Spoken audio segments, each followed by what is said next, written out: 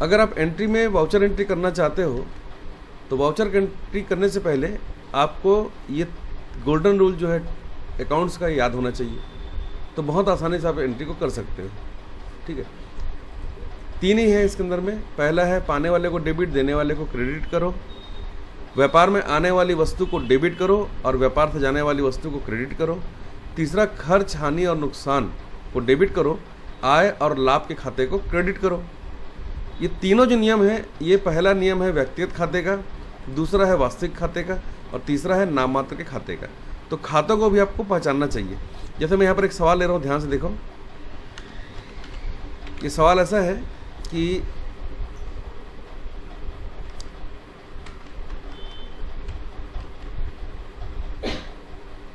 Anuradha sweets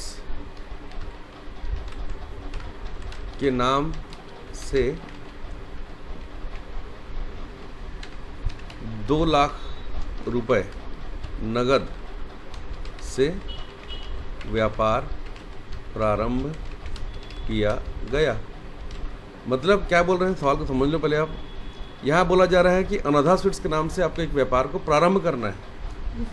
तो यहाँ पर 2 खाते आप पहचान लो पहले आप। अनुराधा स्वीट्स ये एक नाम है ना, जो कि कंपनी का नाम होगा।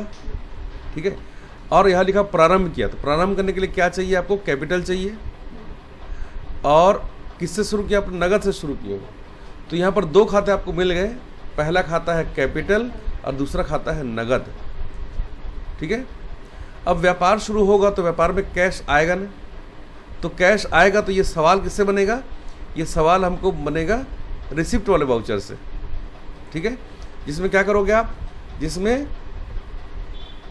नगद मतलब रियल अकाउंट का नियम लगेगा, क्योंकि नगद मतलब रियल अकाउंट है ना। यहाँ पर लिखा भी आपने देखो, ये वास्तविक खाते में आपने लिखा है रोकड़ खाता, मतलब कैश जो है वो कैसा खाता है? वो वास्तविक खाता है, रियल अकाउंट है। तो ये व्यापार में आ रहा है तो कैश अकाउंट होगा डेबिट। अब देने वाला कौन है? व्यापार का स्वामी मतलब कैपिटल। तो ये पहला सवाल कैसे बनेगा? Cash account debit to capital account credit, इस तरह से लिखा जाएगा। दूसरा सवाल देखो कि 5,000 रुपये का माल नगद खरीदा।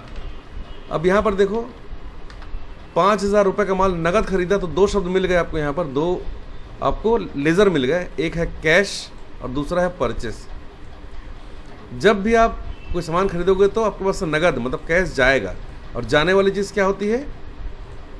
व्यापार से जाने वाली वस्तु क्रेडिट होती है।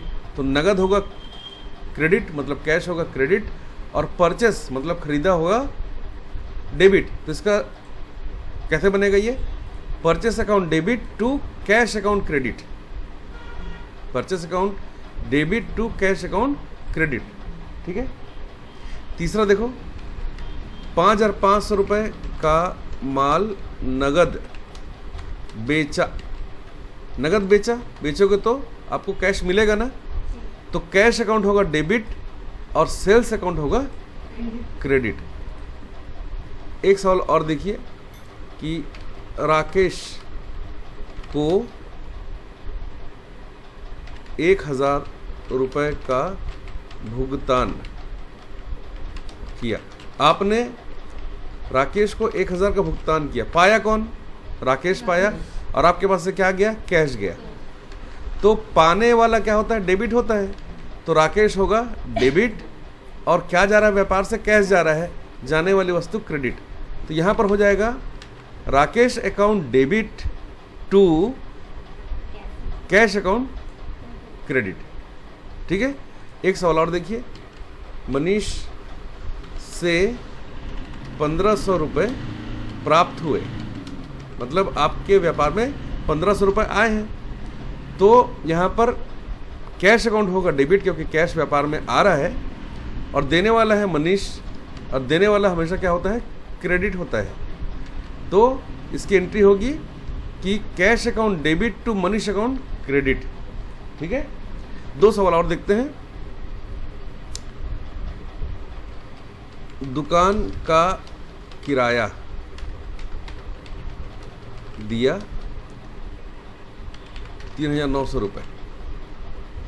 ठीक है, ठीक। तो इसकी एंट्री होगी क्योंकि ये दुकान का किराया जो एक खर्चा है, और खर्चा हमेशा क्या होता है, डेबिट होता है। इसलिए दुकान का किराया अकाउंट डेबिट, मतलब shop rent debit to cash account credit, क्योंकि कैश व्यापार से जा रहा है। ठीक है, एक लास्ट सवाल और देखिए, बैंक में 300 रुपये ब्याज प्राप्त हुआ, तो पैसा कौन पा रहा है? पैसा कौन पा रहा है बताइए? पैसा पा रहा है बैंक। तो बैंक अकाउंट होगा डेबिट, है ना, और लाभ, ये तो ब्याज जो प्राप्त हो रहा, मतलब ये तो लाभ है ना। तो बैंक इंटरेस्ट नाम का जो लेजर है वो क्या होगा? वो क्रेडिट होगा, क्योंकि आय और लाभ को क्रेडिट करो। तो बैंक अकाउंट होगा डेबिट, क्योंकि बैंक ने पैसा पाया है, और ब्याज मतलब बैंक इंटरेस्ट अकाउंट होगा क्रेडिट। इस तरीके से इस सवाल को हमको बनाना रहता है। तो ये आपने अगर समझ लिया तो हम लोग अब एंट्री को शुरू कर सकते हैं।